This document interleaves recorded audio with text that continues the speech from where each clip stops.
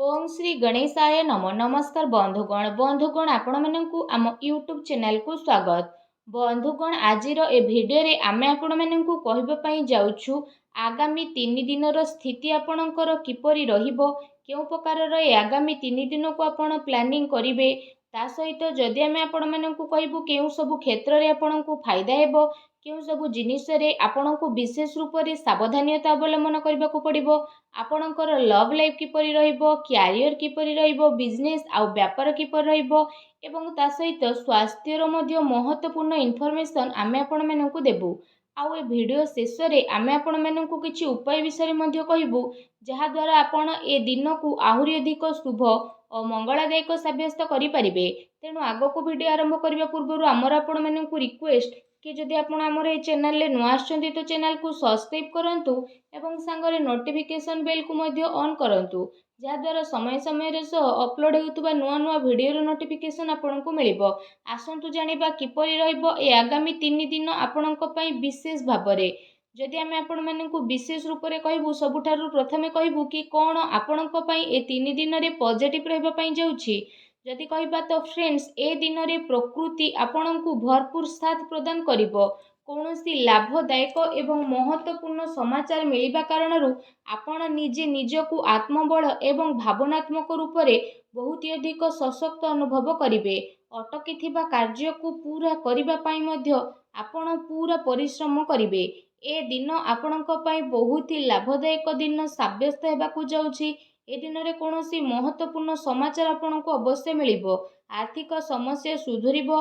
अटकी थिबा कौनसी जमी बाड़ी संबंधित कार्य रे आपणको सफलता मिलिबार जोग मध्य बनुछि। एहा द्वारा पुराणा मित्रंको द्वारा साक्षात हेबा कारणरू मन बहुत प्रसन्न रहिबो। सुख सुविधा भली जिनिस को आपण किणा किणी करिके निजर टाइम को स्पेंड करिवे। निजर प्रतिभा आ क्षमता को बुझंतु। यह द्वारा आपणको व्यक्तित्व रे आहुरी अधिक निखार देखिबाकू मिलिबो तथा समाज रे आपणकर छवि मध्य बढ़िबो। ए दिन आपणकर व्यस्तपूर्ण रहिबो, कामर अधिक बोझ रहिबो, किंतु सफलता मिलिबा द्वारा थकापण आपणको हेबो नाही एवं उत्साह मध्य आपणकर बनिकी रहिबो। घरे बंधु को आगमन द्वारा मौज मजलिस रे टाइम को स्पेंड करिवे। निजर योजना को सफल बनेकी रखिबा पई ए दिन आपणको पई बहुत ही उत्तम रहिबो। काफी लंबा टाइम रु चली आसुथुबा कौनसी प्रॉब्लम रु आपणको मुक्ति मध्य मिली जिवो, जहा पई आपण निजे निजकु चिंता मुक्त विशेष रूप रे अनुभव करिवे एवं आर्थिक मामला रे ठोस एवं महत्वपूर्ण निर्णय आपणक पई लाभदायक सिद्ध हेबो। समस्तंकर चाल आपणक सपक्षरे रहइबो एवं एहार आपण भरपूर उपयोग मध्य करिवे। आपणक भितरे कार्य प्रणाली कारणरू आपण समस्तंक प्रशंसार मध्य पात्र होई जिवो, किंतु कौनसी भी कार्य बा योजना पूर्वरु रूपरेखा अवश्य बनंतु। एहा आपणक पई बहुत ही भल रहिबो। अनेक प्रकारर सफलता ए दिन रे आपणकु अवश्य ही प्राप्त हेबाकू जाउछि। ता सहित आसंतु जानिबा आपणक पई कोन ए दिन रे नेगेटिव रहिबो। निजर क्रोध एवं तरतर भली जेपरि स्वभाव रे आपण नियंत्रण रखंतु। कौनसी संबंधित बा पड़ोसी सहित वाद विवाद भली स्थिति आपणकर उत्पन्न हेबो। उचित हेबो कि निजर कार्य उपरे आपण ध्यान दियंतु। अन्यर अजथा कथा को नजर अंदाज करंतु।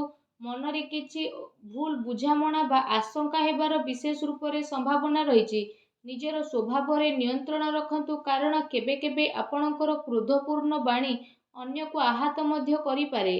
एहा सह संबंध रे मध्य आपणकर कटुता आसे।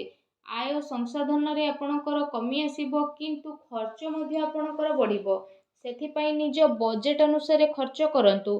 किछि अस्वस्थता मध्य आपण अनुभव करिवे, किंतु आपणकर कॉन्फिडेंस आपणकु एक्टिव बनेकी रखिबो। एहा सहित जदि कहिबा अन्य कारणरू कौनसी प्रकारर धन हानि मध्य आपणकर होई पारे। भाई भौणी सहित निजर संबंध को खराब ना हेबाकू दियंतु नाही। एहा द्वारा अकारण रे ही आपणकर चिंता उत्पन्न हेबो। कौनसी प्रतिद्वंदी जलन भावना कारणरू आपणक पई किछि नकारात्मक वातावरण मध्य अनुभव हेबो एवं किछि कथा को नै लड़ाई झगड़ा मध्य आपणकर होई पारे, किंतु टिके सावधानता आपणको प्रॉब्लम रु मुक्त मध्य प्रदान करिवो। घर बड़ वृद्धंकर अवहेला आदु करंतु नाही। केबे केबे भूल बुझामणा एवं अलस्वामी कारणरू ଆପଣଙ୍କର ବନୁଥିବା କାର୍ଯ୍ୟରେ ରୋକାବଟ ମଧ୍ୟ ଆସିପାରେ। ଏହା ସହିତ ନିଜ ବିଚାରରେ ମଧ୍ୟ ସୁଧାରତା ଆଣନ୍ତୁ। ଏହା ଆପଣଙ୍କ ପାଇଁ ବହୁତ ହି ଭଲ ରହିବ। ଆସନ୍ତୁ ଜାଣିବା ଏ ଦିନରେ ଆପଣଙ୍କର ଲଭ୍ ଲାଇଫ୍ କିପରି ରହିବ। ବୈବାହିକ ଜୀବନରେ ସାମଞ୍ଜସ୍ୟ ଆପଣଙ୍କର ରହିବ। ମନୋରଞ୍ଜନ ସମ୍ବନ୍ଧିତ କାର୍ଯ୍ୟରେ ଆପଣ ଆପଣଙ୍କ ଟାଇମ୍ ସ୍ପେଣ୍ଡ କରିବାରୁ ପରିବାରରେ ହାସ ପରିହାସ ଏବଂ ଖୁସିର ମାହୋଲ ରହିବ। ପାରିବାରିକ ବାତାବରଣ ଆପଣଙ୍କର ସୁଖଦପୂର୍ଣ୍ଣ ରହିବ। ପ୍ରେମ ସମ୍ବନ୍ଧରେ ମଧ୍ୟ ପ୍ରଗାଢ଼ତା ଆସିବ। ରୋମାଣ୍ଟିକ ମାହୋଲ ରହିବ ଏବଂ ନିକଟ ସମ୍ବନ୍ଧରେ ଡିନରରେ ଯିବାର ପ୍ରୋଗ୍ରାମ ମଧ୍ୟ ଆପଣଙ୍କର ବନୁଅଛି।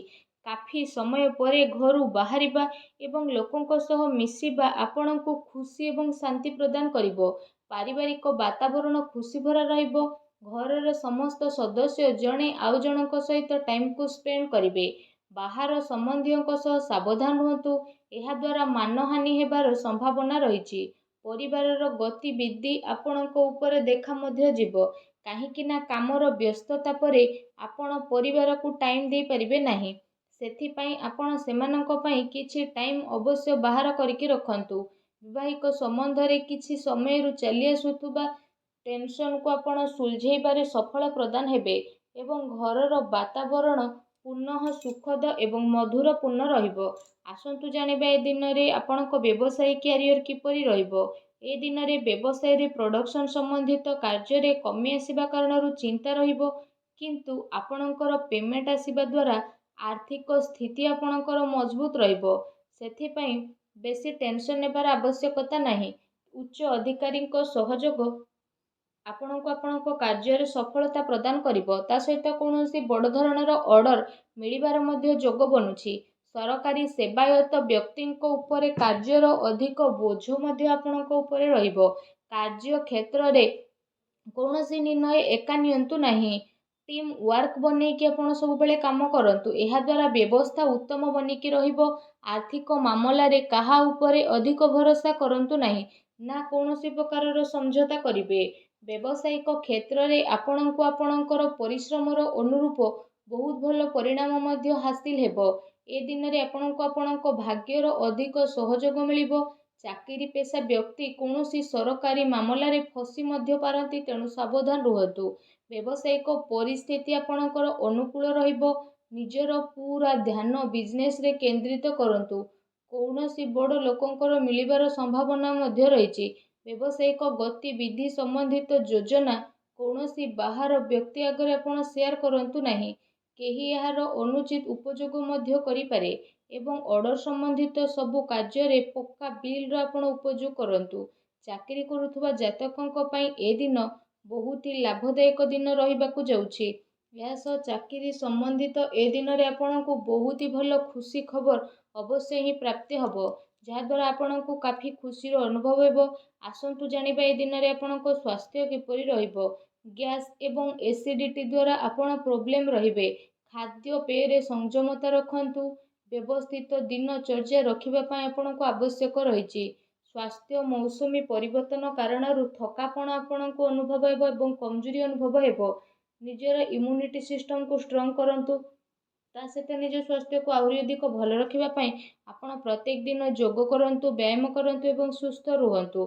ଆସନ୍ତୁ ଜାଣିବା ଆଜି ଆପଣଙ୍କ ପାଇଁ କ'ଣ ବିଶେଷ ଉପାୟ ରହିଛି। ଏ ଦିନରେ ଆପଣ ବିଶେଷ ରୂପରେ ସ୍ନାନ ଆଦି କରିସାରିବା ପରେ ନିଜର ଶ୍ରଦ୍ଧା ଅନୁସାରେ, ନିଜ ସାମର୍ଥ୍ୟ ଅନୁସାରେ ସବୁଜ ମୁଗର ଦାନ ଭଗବାନ ଶ୍ରୀ ଗଣେଶଙ୍କୁ ସ୍ମରଣ କରିକି କରନ୍ତୁ।